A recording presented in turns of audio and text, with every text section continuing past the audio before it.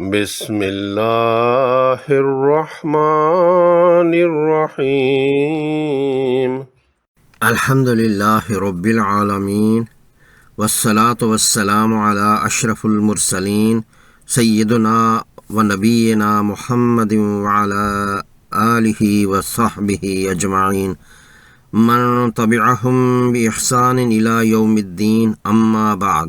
انشاءاللہ تعالی اس ویڈیو میں تجوید کی ایک اہم اصطلاح مد کے متعلق بتایا جائے گا۔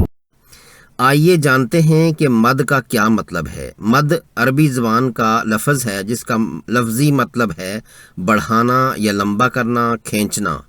تجوید کی اصطلاح میں مد 3 حروف کو چند شرائط کے تحت کھینچ کر پڑھنے یا لمبا کرنے کو کہا جاتا ہے۔ مد تجوید کی نہایت اہم شاخ ہے جس کا سیکھنا اور استعمال میں لانا بہت ضروری ہے۔ اس عنوان کو امام بخاری رحمۃ اللہ علیہ نے اپنی صحیح میں مد القرآ کے تحت ذکر فرمایا ہے کہ سیدنا قتادہ رحمۃ اللہ علیہ نے حضرت انس بن مالک رضی اللہ تعالیٰ عنہ سے نبی صلی اللہ علیہ وآلہ وسلم کی قرات کے بارے میں پوچھا تو انہوں نے جواب میں فرمایا کہ نبی صلی اللہ علیہ وآلہ وسلم اپنی قرات میں الفاظ کو لمبا کیا کرتے تھے۔ حروف مد یہ مقدار میں 3 ہیں، یعنی الف، واو اور یا۔ ان حروف پر مد کرنے کے لیے ضروری ہے کہ الف سے پہلے والے حرف پر زبر ہو، واو ساکن سے پہلے پیش ہو اور یا ساکن سے پہلے والے حرف کے نیچے زیر ہو۔ یہ تینوں حرکات ان تینوں حروف کی بالترتیب موافق حرکات کہلاتی ہیں، یعنی الف کی موافق حرکت زبر ہے کہ دونوں کی آوازیں ایک جیسی ہوتی ہیں، اسی طرح واو کی موافق حرکت پیش اور یا کی زیر ہے۔ نوحیہا میں تینوں مد آئے ہیں۔ واو ساکن سے پہلے نون پر پیش ہے جو واو کی موافق حرکت ہے، اس طرح نو مد ہے۔ اس سے آگے یا ساکن سے پہلے ہا زیر والا ہے، چونکہ زیر یا کی موافق حرکت ہے اس لیے یہ بھی مد ہے، اور آخر میں الف سے پہلے ہا پر زبر ہے، چونکہ الف خالی ہوتا ہے یعنی ساکن ہے، اور اس سے پہلے والے حرف ہا پر زبر ہے جو کہ الف کی موافق حرکت ہے، اس لیے یہ بھی مد ہے۔ اس طرح معلوم ہوا کہ ان 3 حروف پر مد کی جاتی ہے، یعنی لمبے کیے جاتے ہیں، کھینچے جاتے ہیں، جبکہ یہ ساکن ہوں اور ان سے پہلے والے حروف پر ان کے موافق حرکات ہوں، یعنی واو ساکن سے پہلے پیش ہو، یا ساکنہ سے پہلے والے حرف کے نیچے زیر اور الف سے پہلے والے حرف پر زبر ہو۔ تو بنیادی طور پر حروف مد لمبی حرکات ہیں۔ حرکات ثلاثہ زبر، زیر اور پیش کی لمبی حالتیں ہیں۔ الف سے پہلے زبر کو الف مدہ، واو سے پہلے پیش کو واو مدہ اور یا سے پہلے زیر کو یا مدہ کہا جاتا ہے۔ چونکہ حرف مد سے پہلے ایک اور حرف ہوتا ہے جس کی حرکت اس خاص حرف مد کے موافق ہوتی ہے، اس لیے یہ ناممکن ہے کہ کسی لفظ یا کلمہ کو حرف مد سے شروع کیا جا سکے۔ مد کی اقسام۔ قرآن حکیم کی آیات کی تلاوت کے لیے مد کو 2 ذیلی اقسام میں تقسیم کیا جا سکتا ہے: مد طبعی یا قدرتی مد اور مد فرعی یعنی ثانوی مد۔ مد طبعی قدرتی مد نیچرل مد بھی کہتے ہیں اور مد اصلی بھی کہتے ہیں۔ طبعی مد کو بنیادی مد بھی کہا جا سکتا ہے کہ یہ مد کے بنیادی اجزاء پر مشتمل ہوتی ہے، یعنی حرف مد اور موافق حرکت۔ ان دونوں اجزاء کے تلفظ کیے بغیر اس حرف کی ادائیگی ممکن نہیں ہوتی، یعنی حرف پورا ادا نہیں کیا جا سکتا، اور جب حرف پورا ادا نہ ہو تو معنی ممکنہ طور پر تبدیل ہو جاتے ہیں۔ اس طرح قاری لحن جلی یعنی تلاوت میں بڑی غلطی کا مرتکب ہو سکتا ہے۔ اس وجہ سے مد اصلی ضروری ہوتی ہے، مینڈیٹری، اسے چھوڑا اور چھوٹا نہیں کیا جا سکتا۔ مد اصلی کی مقدار 2 حرکات یا 1 الف ہے۔ اس امر کا احساس دلانے کے لیے کہ مد اصلی کیوں اور کیسے لازمی اور ضروری ہے، ایک مثال پر غور کرتے ہیں۔ وَإِذْ أَخَذْنَا مِيثَاقَ بَنِي إِسْرَائِيلَ لَا تَعْبُدُونَ إِلَّا اللَّهَ۔ ترجمہ یہ ہے کہ جب ہم نے بنی اسرائیل سے عہد لیا کہ اللہ کے سوا کسی اور کی عبادت نہ کرنا، اسی آیت میں اخذنا کی مد اصلی کو حذف کر کے اگر اخذنا پڑھتے ہیں یعنی مد نہیں کرتے تو مطلب یہ ہوگا کہ جب اس عورت نے بنی اسرائیل سے عہد لیا کہ اللہ تعالیٰ کے سوا کسی اور کی عبادت نہ کریں، ایک قدرتی مد کو چھوڑنے سے معنی میں کتنی بڑی تبدیلی آ گئی۔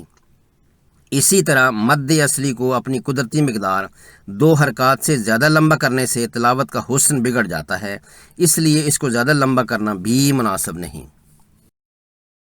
آئیے چند مثالوں سے مد اصلی کو واضح کرتے ہیں۔ قالو، اس میں قاف کی زبر اور اس کے بعد کا الف دونوں مل کر الف مدہ ہیں۔ قا، اسی لفظ میں لام کی پیش اور اس کے بعد آنے والی واو ساکنہ سے واو مدہ ہے۔ لو، دونوں کو 2 حرکات کھینچ کر پڑھا جائے گا۔ کھڑی حرکات اسٹینڈنگ واولس، تینوں کھڑی حرکات یعنی کھڑا زبر، کھڑی زیر اور الٹا پیش بالترتیب الف مدہ، یائے مدہ اور واو مدہ کے قائم مقام ہیں، یعنی کھڑا زبر الف مدہ کی طرح، کھڑی زیر یائے مدہ کی طرح اور الٹا پیش واو مدہ کی طرح 2 حرکات کھینچ کر پڑھی جاتی ہیں۔ مثلاً آیاتنا فی الآفاق، اس میں پہلے 2 حروف پر کھڑی زبر ہے، ان 2 حروف کو 2 حرکات مد کر کے پڑھنا ہے۔ جس طرح نا کو 2 حرکات کھینچ کر پڑھیں گے، اسی طرح آفاق کی حمزہ پر کھڑی زبر ہے، یہ بھی الف مدہ ہے اور فا کی زبر اور اس کے بعد کے الف کی طرح ہے، دونوں کو 2 حرکات کھینچ کر پڑھیں گے۔ اسی طرح آذناک میں بھی 2 الف مدہ بشکل کھڑی زبر کے ہیں۔ ان مثالوں میں ہر حرف مد کو پیلے رنگ میں واضح کیا گیا ہے۔ انعمنا، عذاب، بما، حتی، ابراہیم، تدعوہم، نوح، موسیٰ، لہو، عندہ، لی، عریض، سنریہم، بہی، دونہی۔ آپ نے غور فرمایا کہ ہر حرف مد سے پہلے اس کی موافق حرکت ہے، یعنی الف سے پہلے زبر، یائے ساکنہ سے پہلے زیر اور واو ساکنہ سے پہلے پیش۔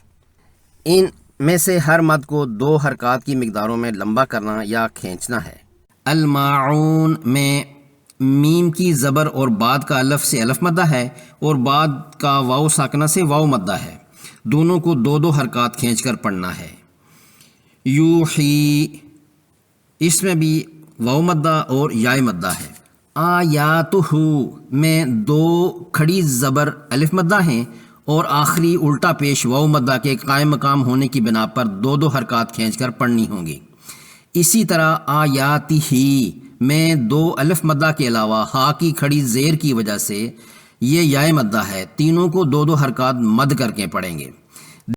دیگر مثالوں میں ما لیس لک بہ علم میں ما الف مدہ اور بہ کی کھڑی زیر سے یائے مدہ ہے۔ من بعدہ میں ہا کی کھڑی زیر یائے مدہ ہے۔ اسی طرح وَإِنِّي لَأَظُنُّهُ میں یائے مدہ کے علاوہ الٹے پیش کی شکل میں واو مدہ بھی ہے۔